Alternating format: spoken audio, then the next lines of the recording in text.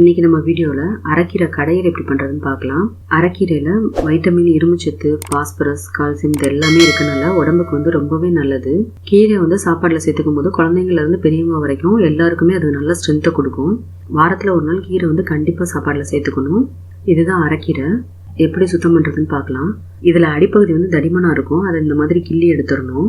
காம்பு மெல்லிசாக இருந்துச்சுன்னா அதை சேர்த்துக்கோங்க. அதே மாதிரி பழுப்பு நிறத்தில் இருக்கிற கீரை இலைகளையும் எடுத்துடணும். இந்த மாதிரி கீரையை 1-2 கிள்ளி போட்டுக்கணும். எல்லா கீரையும் இந்த மாதிரி சுத்தம் பண்ணிக்கலாம். எல்லா கீரையும் சுத்தம் பண்ணியாச்சு. தண்ணி ஊற்றி நல்லா அலசி எடுத்து இந்த மாதிரி ஒரு காய்கறி வடிகட்டில் தண்ணியை வடிய விட்டுக்கணும். இந்த அளவு கீரைக்கு தக்காளி பழம் பெருசுனா 2, சின்னதுனா 3 எடுத்துக்கோங்க. கீரைக்கு எப்போவுமே சின்ன வெங்காயம் சேர்த்துக்கிட்டா ரொம்பவே டேஸ்ட்டாக இருக்கும். சின்ன வெங்காயமாக இருந்ததுன்னா ஒரு 10 வெங்காயம் தோலை உரிச்சிட்டு அப்படியே கூட போட்டுக்கலாம். ஏன்னா குக்கரில் தான் வேக வைக்க போகிறோம், அதனால் அப்படியே போட்டுக்கலாம். பெரிய வெங்காயம்னா 2 வெங்காயம் 1-2 கட் பண்ணி எடுத்துக்கோங்க. குக்கரில் தக்காளி, வெங்காயம் சேர்த்துட்டு 2 டீஸ்பூன் சீரகம் சேர்த்துக்கணும்.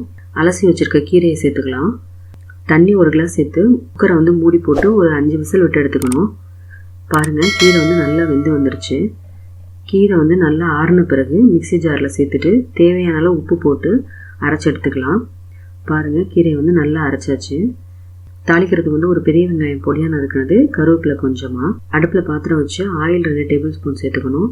கடுகு, கருவேப்பிலை, சீரகம், வெங்காயம், பெருங்காயத்தூள் எல்லாமே சேர்த்துட்டு நல்லா ஃப்ரை பண்ணிக்கணும்.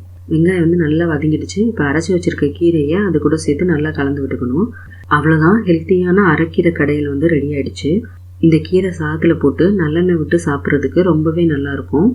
நீங்களும் கண்டிப்பாக வாரத்தில் ஒரு நாளாவது கீரை சேர்த்துக்கோங்க. இந்த வீடியோ உங்களுக்கு பிடிச்சிருந்தால் லைக் பண்ணுங்கள். உங்களுக்கு தெரிஞ்சவங்களுக்கு ஷேர் பண்ணுங்கள். உங்கள் ஒப்பீனியன்ஸ் கமெண்ட் செக்ஷனில் சொல்லுங்கள். அப்புறம் மறக்காமல் நம்ம சேனல் திங்ஸ் ஐ நோவை சப்ஸ்கிரைப் பண்ணிவிடுங்க. Thank you friends.